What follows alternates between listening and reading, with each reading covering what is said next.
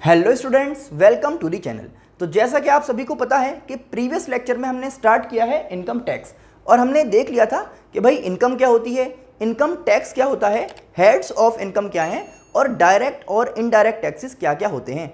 I hope आपने वो lecture बहुत ही अच्छी तरह देखा और समझ लिया होगा और उसके नोट्स भी आपने प्रिपेयर कर लिए होंगे। तो हमने जैसा आपको बताया था कि भाई इनकम टैक्स में थ्योरेटिकल पोर्शन काफ़ी ज़्यादा है और आपको बहुत अच्छी तरह कवर करना होगा, क्योंकि जब आप इनकम टैक्स का थ्योरेटिकल पार्ट कवर कर लेंगे तभी आप कहाँ जा पाएंगे, न्यूमेरिकल पार्ट की तरफ। और इसीलिए हम आज का लेक्चर आपके लिए लेकर आए हैं जिसमें हम आपको समझाते हैं कुछ basic concept related to income tax. चलिए समझते हैं।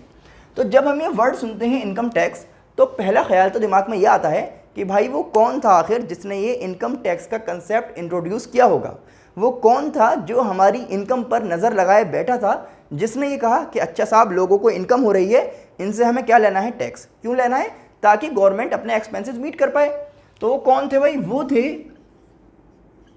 Sir James Wilson. तो सर जेम्स विल्सन ये साहब थे जिनके दिमाग में फितूर आया कि लोगों से क्या लेना है, टैक्स। कब कहा इन्होंने ये बात या ये कंसेप्ट कब दिया? 1860 में। तो 1860 में इंडिया में इन्होंने इंट्रोड्यूस किया ये कंसेप्ट जिसको हम क्या कहते हैं, इनकम टैक्स। ठीक है ना। ये बात हम आपको क्यों बता रहे हैं? तो देखिए अभी आप लोग हैं बीकॉम फाइनल में, नेक्स्ट ईयर इंशाल्लाह काफ़ी सारे लोग जो हैं वो एमकॉम के लिए अपियर होंगे, एमकॉम एंट्रेंस में बैठेंगे। तो वहाँ पर जो क्वेश्चंस मुझे ऐसा लगेगा कि आपके लिए इंपॉर्टेंट हैं, उनसे रिलेटेड जो भी बातें हैं वो भी मैं यहाँ पर आपको बताता हुआ चलूँगा ताकि दोनों चीज़ें आपकी कवर होती हुई रहें। ठीक है ना। तो चलिए आगे चलते हैं। अब जब हमने बात कही कि साहब इनकम टैक्स की बात हो रही है, तो इनकम टैक्स का मतलब क्या समझ में आता है कि इनकम पर टैक्स, इनकम पर टैक्स। और ये इनकम क्या होती है वो तो हमने पिछली बार समझ लिया। अब बात यह है कि इनकम को कौन अर्न कर रहा है। तो इनकम को अर्न करता है पर्सन। इनकम को कौन अर्न करता है? पर्सन। अब हमें समझना होगा कि भाई पर्सन कौन है। तो पर्सन कौन है ये हमें कहाँ से पता लगेगा? ये हमें बताएगा इनकम टैक्स एक्ट 1961 का सेक्शन 2 सब सेक्शन 31। इसमें बताया गया है कि पर्सन कौन है। जब हम समझ लेंगे पर्सन कौन है फिर वो देखा जाएगा कि साहब वो टैक्स किस तरह देता है। ठीक है ना। तो चलिए समझते हैं कि पर्सन कौन है। तो चलिए समझ लेते हैं कि भाई ये जो टर्म है पर्सन, इसमें कौन कौन इंक्लूड किया जाएगा। तो यहाँ पर फर्स्ट है, देखेंगे आप पर्सन में एन इंडिविजुअल।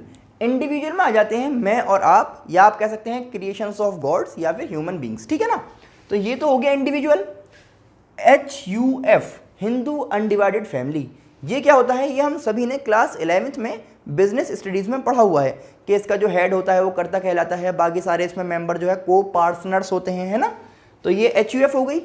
फिर कह रहे हैं अ कंपनी। कंपनी क्या? चाहे पब्लिक कंपनी हो, चाहे प्राइवेट कंपनी हो, किसी भी तरह की कंपनी हो। ठीक है ना। ये हो गया। फिर कह रहे हैं अ फर्म। जब हम फर्म की बात कर रहे हैं तो यहाँ पर पार्टनरशिप फर्म की बात हो रही है।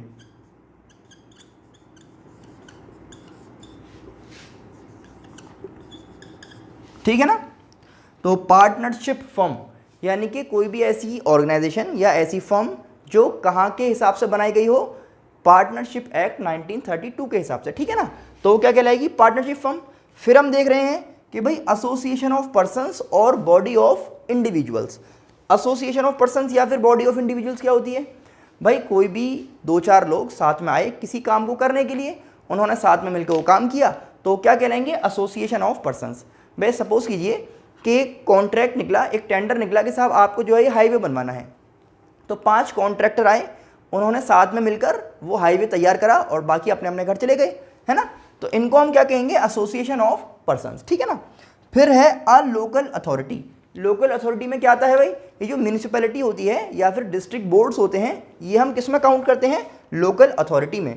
लास्ट में है every artificial judicial person not falling with in the preceding सब क्लॉजेज।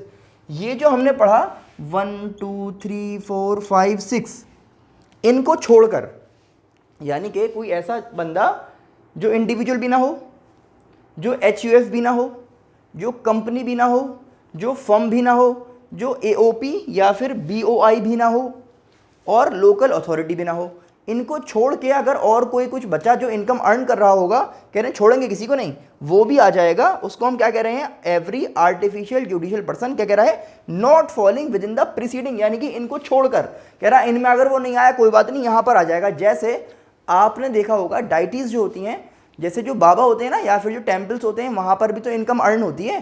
भाई टेम्पल्स हैं, लोगों ने साईं बाबा के मंदिर में लाखों करोड़ रुपए का चढ़ावा चढ़ा दिया है ना, तो ये भी तो इनकम है। इस पे टैक्स देना है या नहीं देना इसकी बात नहीं कर रहे, बात क्या हो रही है बस कि पर्सन में उनको काउंट किया जाएगा, ठीक है ना। या यूनिवर्सिटीज़ हैं, यूनिवर्सिटी होती हैं तो भाई वो कोई कंपनी तो है नहीं, वो कोई HUF तो है नहीं, कोई इंडिविजुअल तो है नहीं, कोई BOI तो है नहीं, है ना।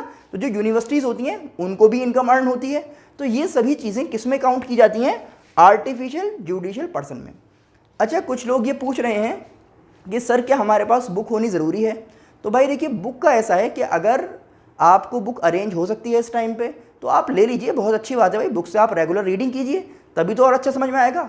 लेकिन अगर किसी वजह से आपके पास बुक नहीं है तो इंशाल्लाह ज़रूरत नहीं पड़ेगी, इतना यहाँ पर करवा दिया जाएगा, इतना मैं आपको समझा दूंगा कि आप बिना बुक के भी आराम से कर सकते हैं जब तक बुक नहीं मिल पा रही है, लेकिन बाद में ले लीजिएगा, है ना। कुछ लोगों ने कहा कि सर लेटेस्ट होनी चाहिए, तो देखो इनकम टैक्स तो हमेशा लेटेस्ट बुक से ही पढ़ा जाता है, लेकिन जब तक ये थ्योरेटिकल एस्पेक्ट में समझा रहा हूँ, ये इंशाल्लाह बिना लेटेस्ट बुक अगर किसी के पास है, यानी कि किसी के पास पुरानी वाली बुक है तो भी चल जाएगा, लेकिन जब हम न्यूमेरिकल पार्ट पर आएंगे तो आपको लेटेस्ट बुक ही लेनी पड़ेगी, ठीक है ना। तो चलिए, ये बात हो गई कि भाई पर्सन में क्या क्या आएगा। तो सबको याद रहेगा कौन कौन है पर्सन, इंडिविजुअल मैं और आप, HUF हिंदू अनडिवाइडेड फैमिली, एक कंपनी चाहे पब्लिक लिमिटेड कंपनी हो, प्राइवेट लिमिटेड हो, कोई सी भी हो, ठीक है ना। फिर कह रहे हैं फर्म, फर्म का मतलब partnership firm, association of person या फिर बॉडी ऑफ इंडिविजुअल्स। फिर आ गई लोकल अथॉरिटी, जिसमें हमने क्या कहा, म्यूनिसिपैलिटी होती है, डिस्ट्रिक्ट बोर्ड्स होती हैं, ये सब चीज़ें। और लास्ट में क्या कहा कि भाई अगर कोई पर्सन इनमें कवर नहीं हुआ है तो वो कहाँ पर आ जाएगा, आर्टिफिशियल जुडिशियल पर्सन में। कौन कौन बताया हमने, डाइटीज जो होते हैं, यूनिवर्सिटीज़ एक्सेट्रा, ठीक है ना। चलिए अब आगे समझ लेते हैं इसी तरह से कुछ और बेसिक बातें। चलिए आप समझ लेते हैं कि भाई SSE कौन है। क्या स्पेलिंग है, ASSESSEE, SSE सेक्शन 2 सबसेक्शन 7 में इसके बारे में जिक्र किया गया है। तो भाई ये कौन है, तो आसान लैंग्वेज में अगर सिर्फ एक लाइन में आपको बताऊं ताकि आपको आराम से समझ में आ जाए, तो SSE कौन है, a person who is liable to pay tax. कोई भी ऐसा पर्सन, पर्सन कौन, जो पीछे आप पढ़ कर आए 7 लोग है ना, उनमें से जिस पर भी टैक्स पे करने की लायबिलिटी हो या जो टैक्स पे करने के लिए लायबिल हो, वो क्या कहलाएगा आपके लिए, SSE। लेकिन कुछ बातें और बताई गई हैं, वो मैं अभी रीड करता हूँ, आप लोग उनको नोट कर लीजिएगा, ठीक है ना। मेन बात तो ये समझ लीजिए भाई, SSE कौन है, जिस पर्सन की इनकम को हम एसेस करते हैं वो SSE बन जाता है, ठीक है ना। ये एसेस वगैरह क्या है भी समझा देंगे। तो जिस पर्सन की इनकम को आप एसेस करेंगे वो क्या बन जाएगा, SSE। फिर उस पर टैक्स बनेगा या नहीं बनेगा वो बात की बात है, ठीक है। तो क्या कह रहे हैं आप, person who is liable to pay tax, इतना फिलहाल समझ लीजिए। और लिखिए क्या होता है, कह रहे हैं who is liable to pay any other sum of money under this act. या तो टैक्स पे करने के लिए लायबल हो या फिर कोई पेनल्टी वगैरह उस पर लगी हुई हो, दिस एक्ट मतलब इनकम टैक्स एक्ट के अंडर, ठीक है ना, वो भी क्या बन जाएगा, SSE। या फिर हम कह सकते हैं a person in respect to whom any proceeding under this act has been taken for the assessment of income of any other person in respect of which he is assessable। क्या मतलब है, देखिए भाई, सपोज कीजिए कि एक husband है, ये उनकी वाइफ है। अब इनकम तो हुई है वाइफ को, इनकम किसको हुई है, वाइफ को, लेकिन किसी वजह से इनकम टैक्स अथॉरिटी ये कह रही है कि नहीं भाई आप ये गलत बता रहे हो, इनकम वाइफ की नहीं है, इनकम जो है आपकी है। तो जब आपकी इनकम है तो हम तो आपसे टैक्स लेंगे। तो क्या कहा गया था, a person in respect to whom proceedings have been taken. तो प्रोसीडिंग्स अगर चल रही हैं किसी पर्सन पर, ये देखने के लिए कि भाई इस पर टैक्स होना चाहिए था, तो फिर ये SSE बन जाएगा, ठीक है ना। इनकम इसकी है नहीं है उसका मतलब नहीं है, अगर इस पर कोई प्रोसीडिंग चल रही है तो फिर ये क्या बन जाएगा, SSE, ठीक है ना।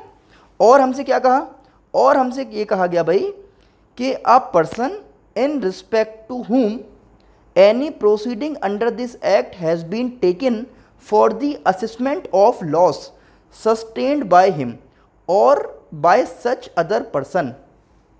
क्या कहा गया कि भाई किसी वजह से, अभी हमने क्या कहा था, टैक्स तो बाद की बात है ना, पहले तो हम ये देखेंगे कि आपको इनकम हुई या नहीं। कोई ऐसा पर्सन जिसको आप असेस कर रहे हो, जिसकी इनकम को आप चेक कर रहे हो कि भाई आपको इनकम हुई है या आपको लॉस हुआ है, तो चाहे लॉस हुआ हो तो भी आप क्या बन जाएंगे, असेसी। एक बात समझ में आ गई, आगे सुनते हैं।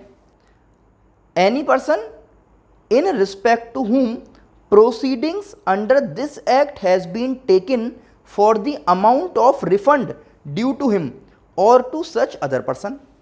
तो कोई भी पर्सन हो जिसके लिए अगर कोई रिफंड ड्यू है। रिफंड कैसे होगा, कभी कभी क्या होता है कि हम एडवांस में टैक्स पे कर देते हैं, टैक्स पे कर देते हैं हम एडवांस में, ठीक है ना, ये भी पढ़ना है आपको, आराम आराम से पढ़ लेंगे।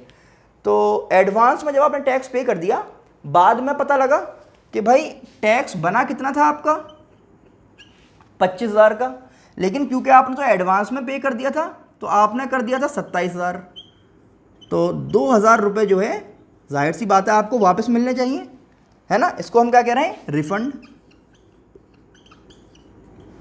तो गवर्नमेंट जो है वो ईमानदार है, अगर आप ज़्यादा पे कर देंगे तो आपको वापस मिल जाएगा। तो वापस मिला भी कब, पहले तो चेक किया होगा ना भाई एक्चुअल में आपका टैक्स बना कितना।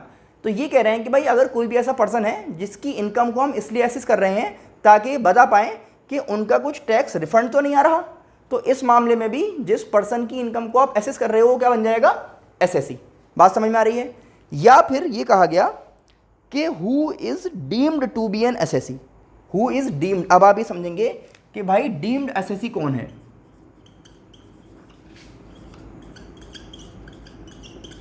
डीम्ड एसएससी, या फिर who is deemed to be an SSC in default, एक नया नाम आ गया, एसएससी इन डिफॉल्ट।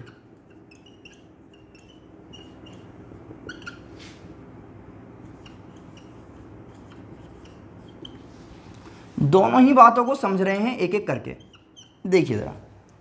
भाई डीम्ड, ये ऐसा लग रहा है पता नहीं क्या वर्ड लिखा हुआ है, बहुत आसान वर्ड है। डीम का मतलब होता है मानना या मान लेना, ठीक है ना। यहाँ लिख दे रहा हूँ मैं, ठीक है ना। क्या मान रहे हैं भाई आप, ये मान रहे हैं कि कोई भी एक पर्सन है, भले ही उसने इनकम अर्न नहीं की है, लेकिन आप किसी वजह से उसको एसएससी मान लो अगर, तो क्या बन जाएगा वो, डीम्ड एसएससी। अब कह रहे हैं भाई ऐसे कैसे मान लोगे, मुझे एसएससी मान लोगे, मुझसे टैक्स ले लोगे, मैंने कुछ कमाया भी नहीं है। तो कुछ केस होंगे ना, क्या केस है समझिए।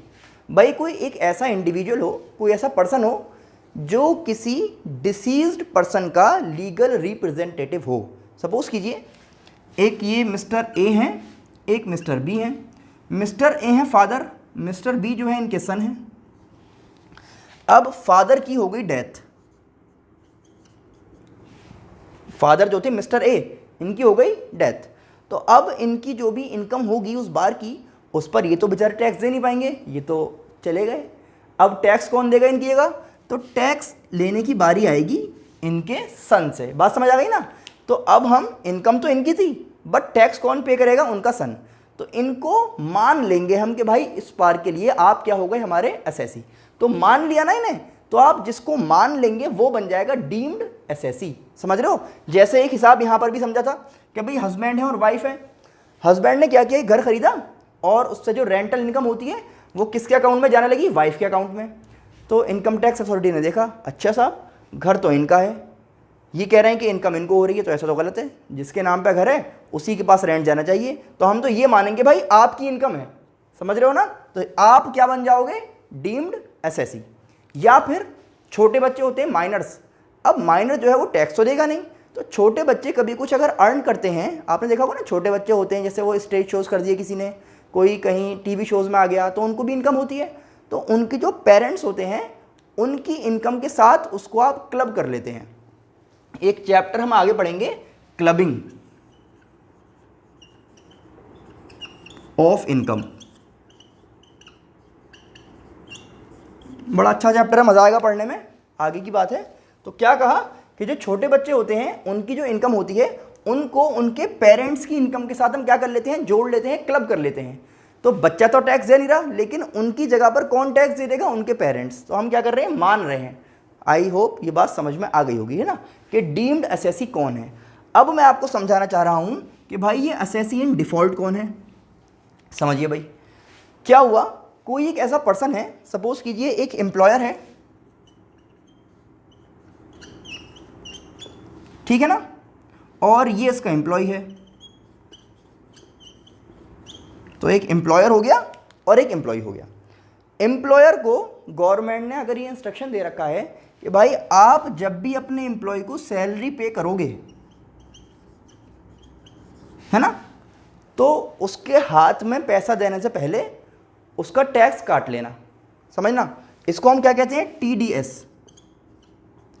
Tax deducted at source. Source मतलब पैसा जहां से निकला था ना दूसरे के पास जाने के लिए, तो दूसरे के पास पहुंचने से पहले ही क्या हुआ, पैसा टैक्स के नाम पे आपने काट लिया।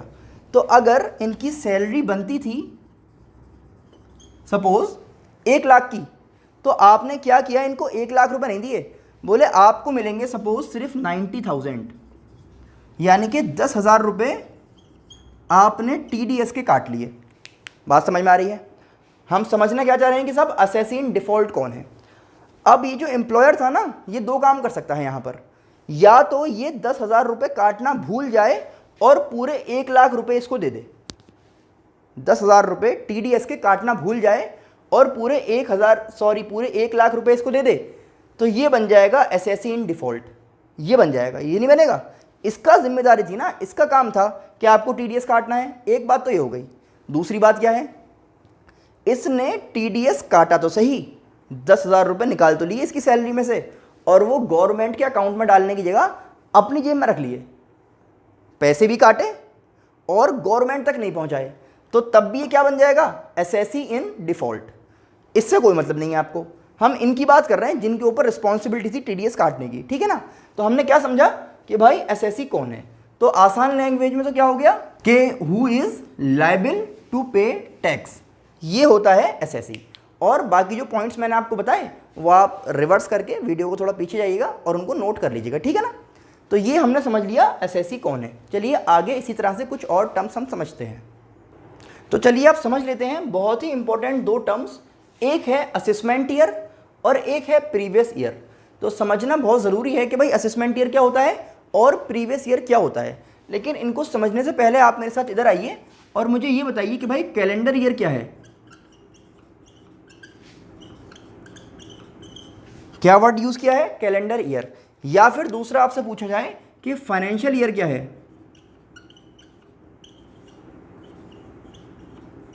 ठीक है ना, जिनको पता है वो जल्दी से कमेंट सेक्शन में बता दें, अभी मैं लिख रहा हूं, ठीक है ना। और मुझे बताइए कि भाई आपका अकाउंटिंग ईयर क्या है।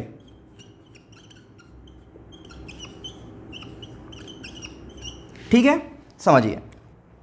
तो भाई कैलेंडर ईयर क्या होता है, तो कैलेंडर ईयर में क्या होता है कि ये स्टार्ट होता है 1 जनवरी को और कब तक चलता है, 31 दिसंबर तक।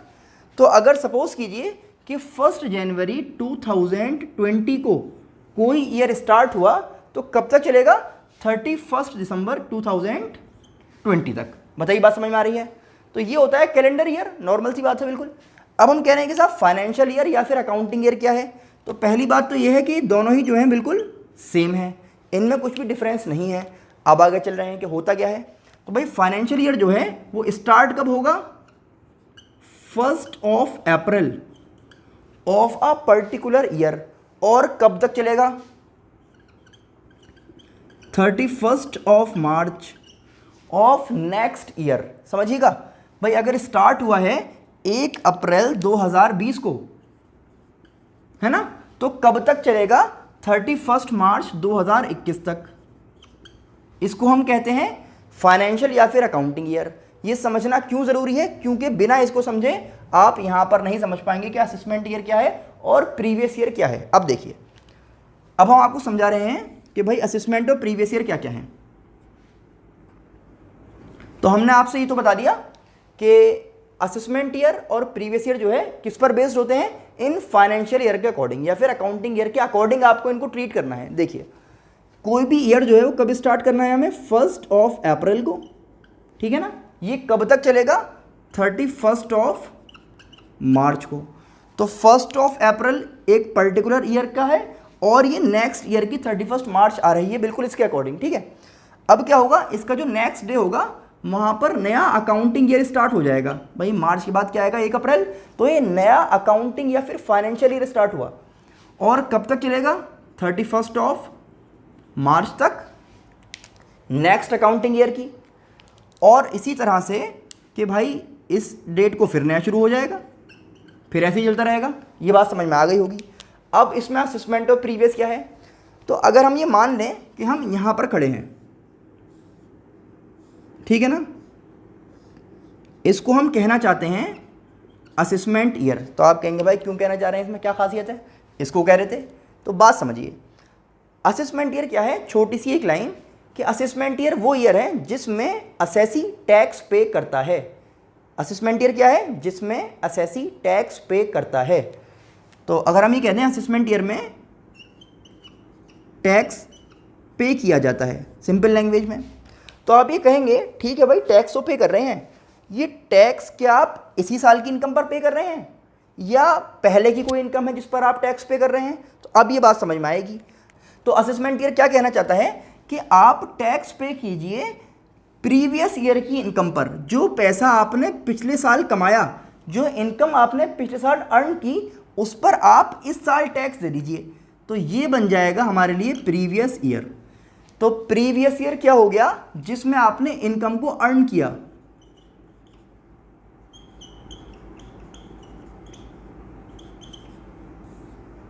वो ईयर जिसमें आपने इनकम को अर्न किया वो तो क्या है, प्रीवियस ईयर। और इस इनकम पर आप टैक्स देंगे अगले साल। गवर्नमेंट कह रही है आराम से हिसाब लगा लो, पूरे साल कमा लो, आराम से सोच लो अगले साल टैक्स दे देना। तो एक साल में कमाओ सुकून से, अगले साल क्या करो, टैक्स पे कर दो। बात समझ में आ रही है। असेसमेंट ईयर क्या हो गया, वो ईयर जिसमें आप टैक्स पे करते हैं प्रीवियस ईयर की इनकम पर, ठीक है। और सबसे बड़ी खास बात क्या है असेसमेंट ईयर की, कि ये भाई पूरे 12 मंथ का होता है। असेसमेंट ईयर कितने मंथ का होगा, 12 मंथ का। तो आप कह रहे हैं ये कैसी बात कर रहे हैं भाई, ये भी तो 12 मंथ का होगा। ये 12 मंथ का हो सकता है, होगा नहीं, हो सकता है।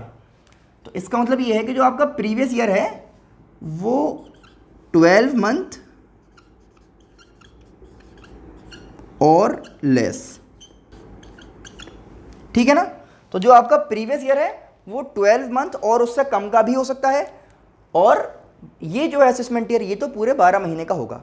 अब कोई कह रहा है भाई ये 12 महीने से कम का कैसे हो गया। अब आप सोचिए ज़रा, आपने बिजनेस स्टार्ट किया अगर इस डेट को 1 अप्रैल को, ठीक है ना, फिर तो पूरा साल आपके पास है पैसा कमाने के लिए। अगर आपने बिजनेस स्टार्ट किया 1 अप्रैल को तो आपके पास पूरा साल है पैसा कमाने के लिए, कोई टेंशन वाली बात नहीं है। पूरे 12 महीने का आपका प्रीवियस ईयर हो गया। लेकिन अगर मैं चाहूँ कि साहब मैं अपना बिजनेस जो है 1 अक्टूबर को स्टार्ट करना चाहता हूँ, यानी कि इस प्रीवियस ईयर के बीच में कहीं पर, तो मैं चाह रहा हूँ कि 1 अक्टूबर को मुझे बिजनेस स्टार्ट करना है, तो ये बताओ कोई रोक लेगा, कोई मेरा हाथ पकड़ लेगा कि नहीं भाई 1 अक्टूबर को क्यों कर रहे हो, रुक जाओ अगले साल करना 1 अप्रैल को। कैसा होता है, बिल्कुल नहीं होता। तो जब हम 1 अक्टूबर को बिजनेस शुरू करेंगे तो पैसा कितने दिन कमाएंगे, अक्टूबर, नवंबर, दिसंबर, जनवरी, फरवरी, मार्च, फिर हम कमाएंगे सिर्फ 6 महीने। समझ रहे हो। तो इसका मतलब ये हुआ कि प्रीवियस ईयर जो है वो पूरे 12 मंथ का भी हो सकता है और उससे कम का भी हो सकता है, क्योंकि प्रीवियस ईयर असल में है क्या, जिस ईयर में आप इनकम को अर्न करते हो। तो जितने दिन आपने इनकम अर्न की है उतने ही दिन का तो टैक्स बनता है आप पे। भाई मैंने 1 अक्टूबर को जब बिजनेस शुरू करा तो 1 अक्टूबर से 31 मार्च तक का टैक्स बना मेरा। इस अप्रैल से लेके 1 अक्टूबर तक तो मैंने कुछ भी नहीं करा, तो मैं क्यों टैक्स दूं। आगे बात समझ में, वेरी गुड। अब हम ये कह रहे हैं कि इसकी डेफिनेशन क्या है और इसकी डेफिनेशन क्या है, ये समझ लेते हैं। अच्छा, एक बात और है कि कभी कभी ऐसा भी हो जाता है कि जिस साल हमने कमाया उसी साल हमें टैक्स देना पड़ जाए। अब तक तो बात ये थी कि भाई कमाना 1 साल में है, टैक्स अगले साल देना है। लेकिन कभी कभी क्या हो सकता है कि जिस साल कमाया उसी साल क्या दे दें, टैक्स। ये होते हैं एक्सेप्शंस। एक्सेप्शन क्या होते हैं, जो जर्नल चीज़ों से अलग हट के चलें, ठीक है ना। नॉर्मल बात क्या है, 1 साल कमा लो आराम से, दूसरे साल टैक्स दे देना, बात खत्म। लेकिन एक्सेप्शन क्या कह रहा है कि जिस साल कमाया है उसी टाइम आप टैक्स दे दीजिए। कब होगा ये हम पढ़ेंगे एक्सेप्शंस में। पहले डेफिनेशन देख लीजिए, ठीक है ना। देखिए असेसमेंट ईयर क्या है भाई। Assessment year means the period of 12 month commencing on first day of April. कब स्टार्ट हुआ? फर्स्ट डे ऑफ अप्रैल में एंड एंडिंग ऑन 31 मार्च। कब खत्म हुआ? 31 मार्च को ऑफ नेक्स्ट ईयर, ठीक है ना। An SSC is liable to pay tax. An SSC is liable to pay tax on the income of the previous year, on the income of the previous year during the following financial year, या फिर assessment year. तो बात समझ में आ गई जो हमने इतनी देर में समझाया आपको। ये कहा गया कि एक असेसमेंट ईयर 12 महीने का होता है जिसमें आप प्रीवियस ईयर की इनकम पर टैक्स पे करते हो, ये बताया गया, ठीक है ना। और शुरू कब होता है? 1 अप्रैल को। ख़त्म कब होता है? अगले साल की 31 मार्च तक। अब देख रहे हैं प्रीवियस ईयर क्या है, तो लिखिए चलिए प्रीवियस ईयर क्या है। The year in which income is earn, है ना, is known as previous year and the next year in which income is taxable is known as assessment year. तो भाई जिस साल में कमाओगे वो प्रीवियस ईयर, और इस इनकम पर जब टैक्स लगेगा तो क्या बन जाएगा वो? Assessment year.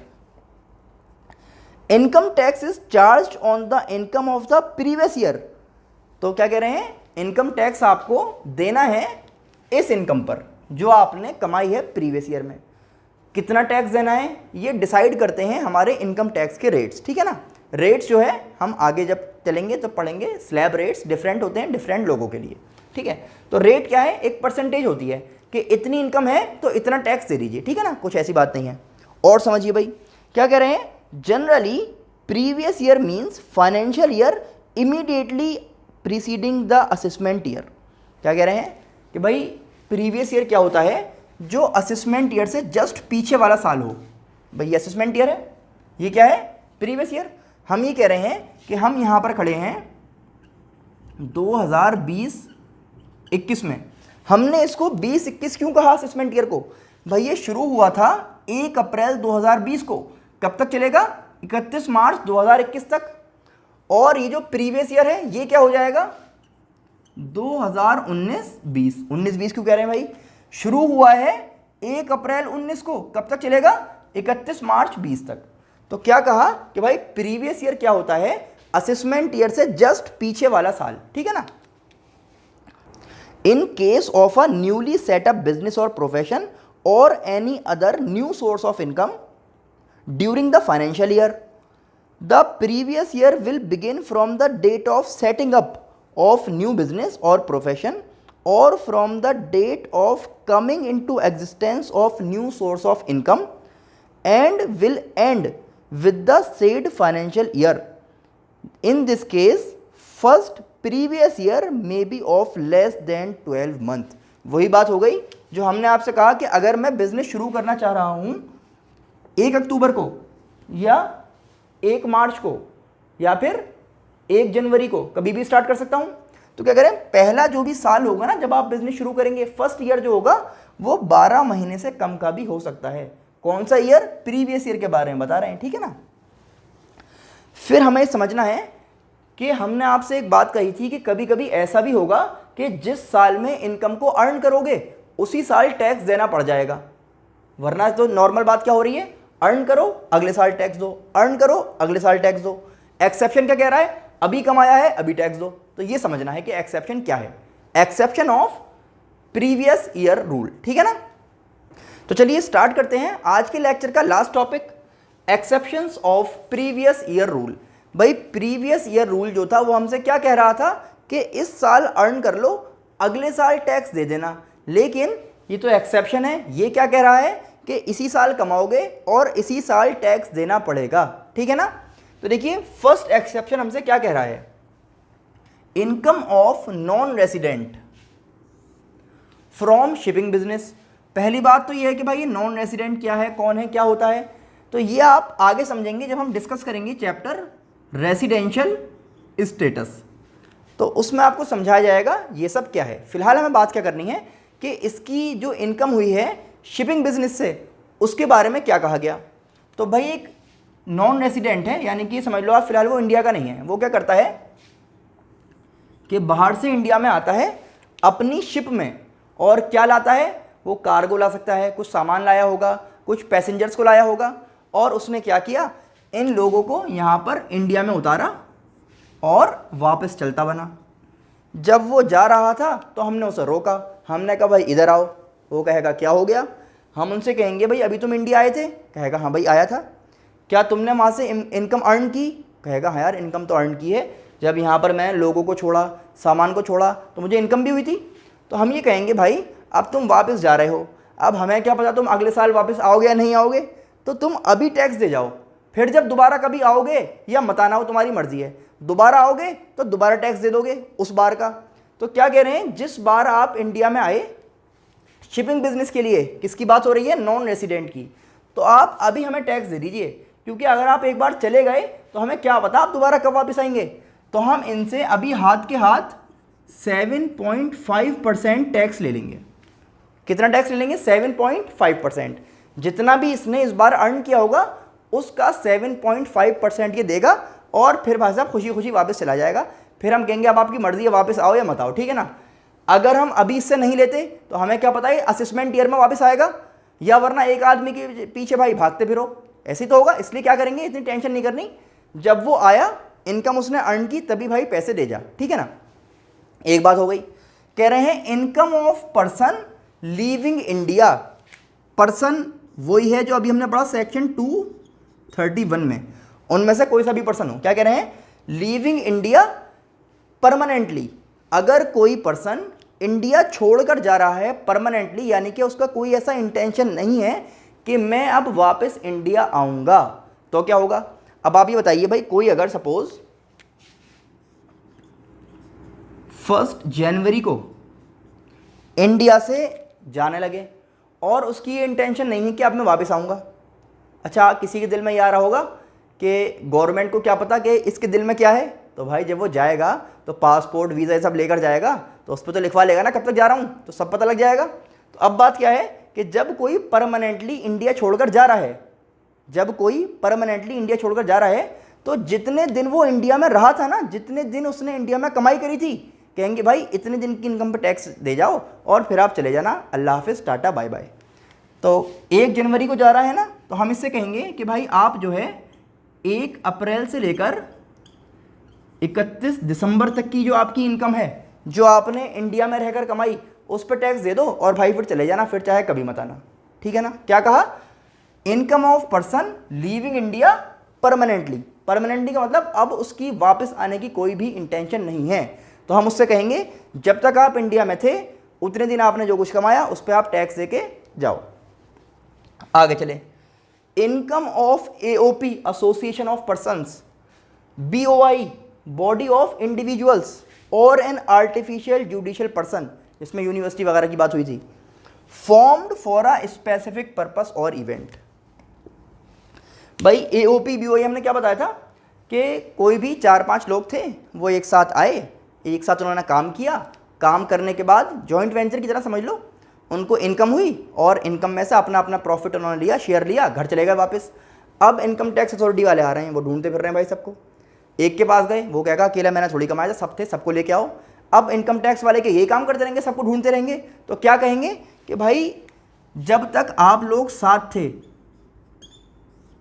है ना, और आपने एक साथ इनकम को अर्न किया, टोटल इनकम सपोज कीजिए आपने अर्न की है 1 लाख, कितनी अर्न की है 1 लाख। तो कह रहे हैं अभी इसको डिवाइड मत करो, अभी इसको डिवाइड मत करो, बल्कि क्या करो, जब आप अलग अलग हो जाओगे फिर हम कहाँ ढूंढेंगे आपको, तो आप जो है अभी इसमें से हमारा हिस्सा दे दो टैक्स का। तो हमने कहा सपोज कीजिए टैक्स बन रहा है 20,000, तो कितने बचे 80,000। अब ये 80 में से अपना अपना शेयर लो और घर चले जाओ, हम नहीं ढूंढेंगे आपको, ना हम पूछेंगे आप कौन हो। लेकिन जब तक आप लोग साथ थे और साथ में जितना कमाया उस पर टैक्स दे के जाना। देखो सुनो, इनकम ऑफ एओपी बीओआई और an artificial judicial person formed for a specific purpose. आप एक खास पर्पस के लिए जुड़े थे ना, उसके बाद वो पर्पस पूरा हो गया, आप क्या करोगे, डिस्पर्स हो जाओगे, अलग अलग हो जाओगे, तो भाई इनकम टैक्स वाले कहाँ ढूंढते रहेंगे तुम्हें। तो क्या कह रहे हैं, जब साथ हो, जितना साथ में कमाया उस पर एक साथ टैक्स दे दो और चले जाओ, ठीक है। Transfer of property to avoid tax. अब क्या हुआ, आपके पास बहुत प्रॉपर्टी है भाई साहब, आपने कहा इतनी प्रॉपर्टी हो रही है, टैक्स बहुत बन रहा है, आपने कहा कुछ प्रॉपर्टी जो है किसी अपने रिलेटिव के नाम पर ट्रांसफ़र कर दो। तो गवर्नमेंट वाले पागल थोड़ी हैं, इनकम टैक्स वाले पागल थोड़ी हैं, समझ जाएंगे भाई आप जो है दूसरे के नाम पर ट्रांसफ़र कर रहे हो तो ये माना जाएगा कि आप ट्रांसफ़र कर रहे हो, क्यों, टू अवॉइड टैक्स। तो गवर्नमेंट क्या कह रही है, ठीक है कोई दिक्कत नहीं है, इसी साल में कमाया ना, तो इस साल में आपने जितना कमाया इस प्रॉपर्टी से उसका टैक्स दे दो, अगले साल से उससे ले लेंगे जिसकी प्रॉपर्टी आपने दी है। इस साल तो आप ही कमा रहे हो ना, तो इस साल आपने जितना कमाया उस प्रॉपर्टी को ट्रांसफ़र करने से पहले पहले उस पर टैक्स दे दो और फिर उस प्रॉपर्टी का कुछ भी करो, ठीक है। On discontinuance of a business और प्रोफेशन, डिसकंटिन्यूएंस में क्या होगा भाई, आपका बिजनेस था, जैसे बिजनेस स्टार्ट करने के लिए कोई डेट फिक्स नहीं थी, जब जिसका दिल करे खोल ले, ठीक है ना। अब क्या हुआ, आपको बिजनेस करना है बंद, ये हमारा चल रहा था ईयर, ठीक है ना, तो ये मान ले रहे हैं ये हमारा इधर प्रीवियस ईयर था, ये हमारा असेसमेंट ईयर है। अब प्रीवियस ईयर में आपका दिल हुआ कि भाई 1 सितंबर को कि अब बिजनेस नहीं हो पा रहा मुझसे, या आप मुझसे अपना प्रोफेशन नहीं हो पा रहा, इसे बंद कर दे रहे हैं। आपने कहा ठीक है बंद कर लो, कोई दिक्कत नहीं हुई। आपने इधर 1 अप्रैल से लेकर 1 सितंबर तक खूब कमाया और फिर आपका दिल नहीं हुआ, कह रहे अब नहीं हो रहा, छोड़ो बहुत कमा लिया, सोऊंगा। अब क्या हुआ, जब असेसमेंट ईयर आएगा ये बताइए क्या उस टाइम पर आपका बिजनेस बचा, नहीं बचा। तो अगर इस टाइम पर इनकम टैक्स अथॉरिटी आपके पास आएगी और कहेगी भाई अपने बिजनेस पे जो इनकम हुई है उस पर टैक्स दीजिए, तो आप कहोगे कौन सा बिजनेस, कहाँ है बिजनेस, या तो कोई बिजनेस है ही नहीं, आप तो पहले ही बंद कर चुके, तो फिर टेंशन वाली बात होगी ना। तो इसीलिए क्या कहा कि जब आप अपना बिजनेस डिसकंटिन्यू कर रहे हों उसी साल टैक्स दे दो और छुट्टी। तो इस पीरियड में आपने 1 अप्रैल से लेकर 1 सितंबर तक जो कुछ कमाया था उस पर आप टैक्स दे दो, बिजनेस को कर दो बंद और घर जाके सो जाओ, ठीक है ना। तो ये हो गया हमारा exceptions of previous year rule. क्या क्या बातें थी, income of non resident from shipping business, income of person living India permanently, income of AOP BOI और an artificial judicial person formed for a specific purpose और event, transfer of property to avoid tax, on discontinuance of a business और profession. I hope आपको ये सभी बातें समझ में आ गई होंगी। अगर फिर भी कोई डाउट्स रह गए हैं, कोई बात समझ में नहीं आई है, तो डिसलाइक करने की जगह कमेंट सेक्शन में मुझे बता देना कि भाई ये वाली बात समझ में नहीं आई। और तरीका क्या बताया था मैंने आपको कि चैनल के अबाउट सेक्शन में एक लिंक है व्हाट्सएप ग्रुप की, उसको ज्वाइन कर लेंगे तो पर्सनली आप मुझसे कुछ भी चीज़ें पूछ सकते हैं, ठीक है ना। तो फिलहाल मैं मान के चल रहा हूँ कि आज हमने जो कुछ डिस्कस किया था वो सभी चीज़ें आपको समझ आ गई होंगी। अब आप इस लेक्चर को बहुत अच्छी तरह देख लेंगे, समझ लेंगे और नोट्स भी प्रिपेयर कर लेंगे। अपने फ्रेंड्स को भी ज़रूर शेयर कर दीजिएगा। मिलते हैं आपसे नेक्स्ट लेक्चर में। Thanks for watching.